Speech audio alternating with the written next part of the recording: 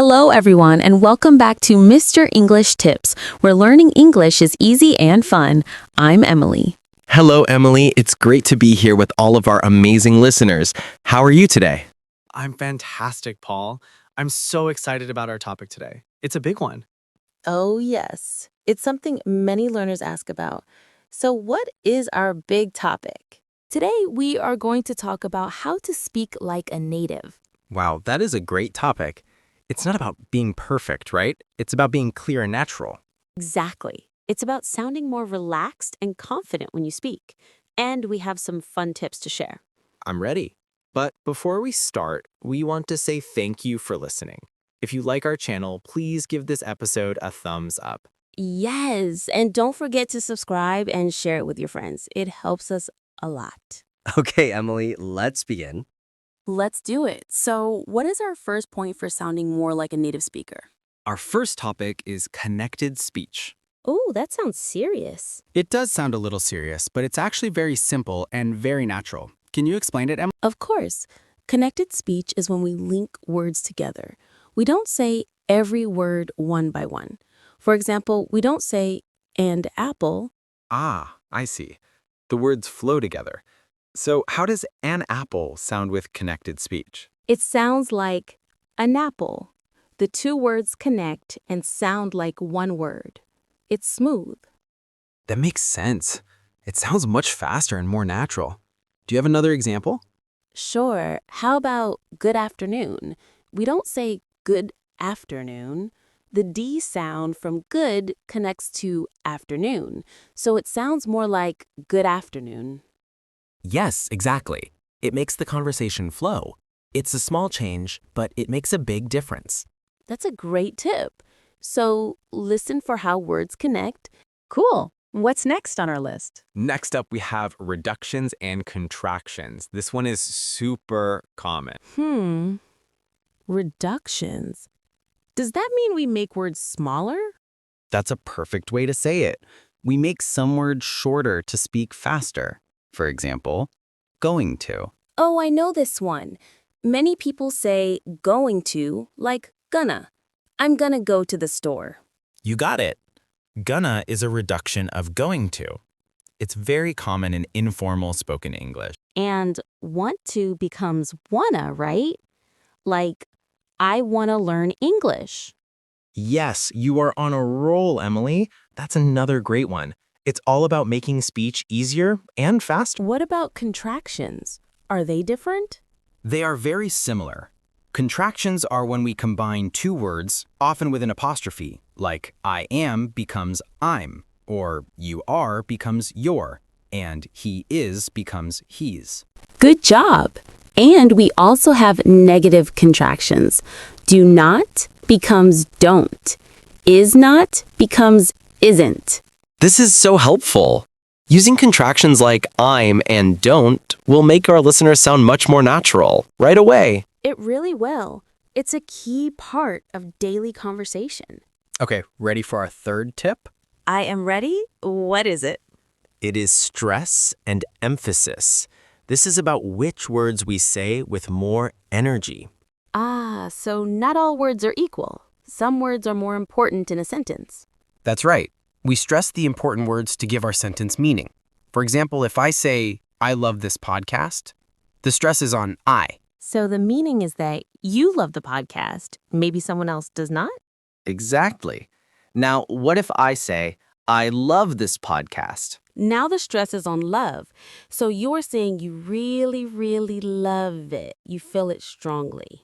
Perfect. And one more, I love this podcast. Now you mean you love this specific podcast, not another one? Wow, it's the same sentence, but the meaning changes. Isn't that cool? So paying attention to which words native speakers make louder or stress is very important for understanding and for speaking.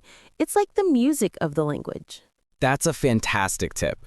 Don't see everything flat. Give some words more power.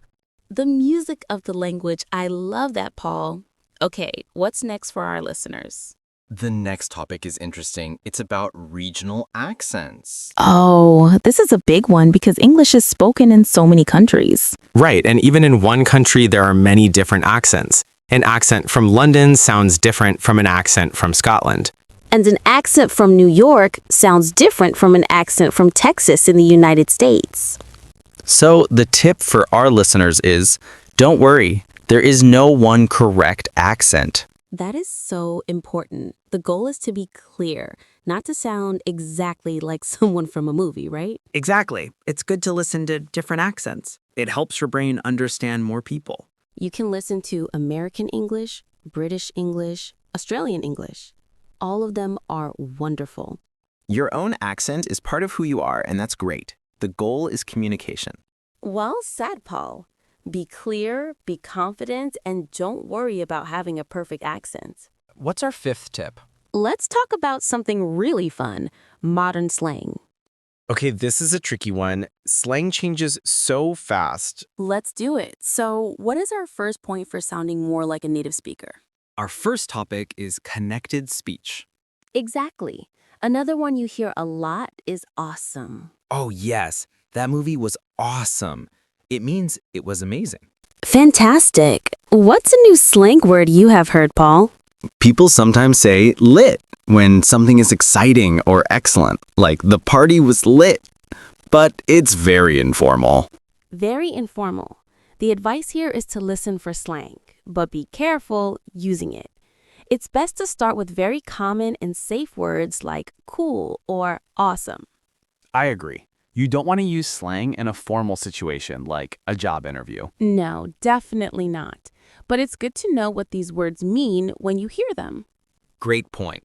Listen first, use later, and carefully. What's after slang? Next, we have set phrases. These are groups of words that often go together. They're like blocks. Blocks. What do you mean by blocks? I mean, you can learn the whole phrase as one thing. For example, how are you? You learn it as one piece. Ah, you don't think about how and are and you as separate words. You just know the phrase, how are you? You got it. Another one is have a nice day or see you later. We say these all the time without thinking. Yes, and learning these set phrases makes you sound very natural. It also makes speaking easier because you don't have to build the sentence word by word. That's so true. You just have the phrase ready to go. Can you give us a few more examples of useful set phrases? Of course. Phrases like, what do you think? I'm not sure, and can you help me please? Those are very useful in daily conversation. So, the tip is to learn common phrases as a whole unit. Exactly. It's a great shortcut to sounding more fluent. I love shortcuts. Okay, what's our next super tip? Our next tip is about using power words. Power words? Do they give you superpowers? In a way, yes. They make your English stronger and more interesting. They're more descriptive words. So instead of saying good all the time, I can use a power word. Yes, instead of the food is good, you could say the food is delicious or the food is amazing. Ah, delicious is a much stronger, more powerful word than good. It paints a better picture. It does. What about bad? What's a power word for bad? You could say something was terrible or awful. Perfect. The movie was awful is much more expressive than the movie was bad. I see. So instead of happy, I could say joyful or ecstatic. Instead of big, I could say huge or enormous. Now you're thinking with power words. Learning a few of these can make your vocabulary so much richer. It's a great way to be more specific and interesting when you speak. I like this tip a lot. Me too. Now, let's move on to speed and pauses. This is about the rhythm of speaking, right? Some learners think speaking very, very fast is good, but that's not always true, is it? Not at all. Native speakers don't always speak fast. We change our speed, and we use pauses. Pauses are the small silences between words or sentences. They are important. Very important. A pause can be used for emphasis. For example, I have good news. The pause builds excitement. And pauses give you a moment to think about what you want to say next. It's okay to pause. It's more than okay. It's natural. Nobody speaks like a robot without stopping. I am a robot. Please don't do that again. So the advice is to not rush. Speak at a comfortable speed. Yes, and listen to how native speakers use pauses to make their speaking clearer and more interesting. Don't be afraid of silence. That's excellent advice. Breathe, pause, speak clearly, don't just run. Exactly. Okay, we have 2 more topics. The next one is formal versus informal English. This is super important. Using the wrong one can be awkward. It can be. So, informal English is what you use with friends and family. This is where we use slang and contractions like, hey, what's up? Want to grab a coffee? That's perfectly informal, but you would not say that to your new boss in a big company. Definitely not. So, what would formal English sound like? Formal English is more polite and uses full words. You might say, "Good morning. How are you today? Would you be available for a meeting?" I see. No what's up or wanna. You use complete sentences and more polite vocabulary. Right. So the key is to know your situation. Who are you talking to? Is it a friend or is it a professional situation? That makes all the difference. Knowing when to be casual and when to be formal is a real skill. It is. A good way to learn is by watching movies or TV shows. You can see how characters talk to their friends versus how they talk at work. That's a great idea. Context is everything. Okay, Emily, we're at our last tip. What is it? Our final point today is about having natural reactions. Natural reactions? You mean the small words we say when we are listening? Yes, where it's like, oh, really? Wow, I see. And, uh-huh. These show the other person that you are listening and interested. It makes the conversation feel alive. It really does. Imagine if I tell you, I bought a new car, and you just stay silent. That would be so strange. I would probably say, "Wow, that's amazing," or "Oh, really? What kind?" Exactly. Those are natural reactions. They are a big part of a real conversation. So when you're listening to someone, it's good to make these small sounds and ask small questions. Yes, it shows you are engaged. You can say, to show you're thinking, or right, to show you agree. It's not just about speaking. It's about how you listen and react. That's a wonderful final tip. I think so too. It connects all the other points. It's about being part of a natural, flowing conversation. Well, Paul, these 10 tips are fantastic. We talked about connected speech, contractions, stress, accents, slang, set phrases, power words, speed, formal English, and natural reactions. It was a lot, but hopefully it was all very helpful for our listeners. Remember, you don't need to be perfect. Just try 1 or 2 new things. That's great advice. Start small. Maybe try using more contractions this week, like I'm and don't. Or try using a power word like delicious instead of good. Every little step helps. It really does. Well, that's all the time we have for today's episode. This was so much fun. It was. We hope all of you enjoyed it.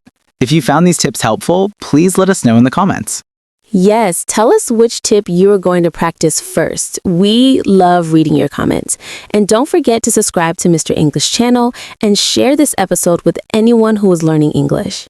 Thank you all for listening. Keep practicing, and we will see you in the next episode. Bye for now. Keep learning and have fun. It really does. Well, that's all the time we have for today's episode. This was so much fun. It was. We hope all of you enjoyed it. If you found these tips helpful, please let us know in the comments. Yes, tell us which tip you are going to practice first. We love reading your comments. And don't forget to subscribe to Mr. English channel and share this episode with anyone who is learning English. Thank you all for listening. Keep practicing, and we will see you in the next episode. Bye for now. Keep learning and have fun.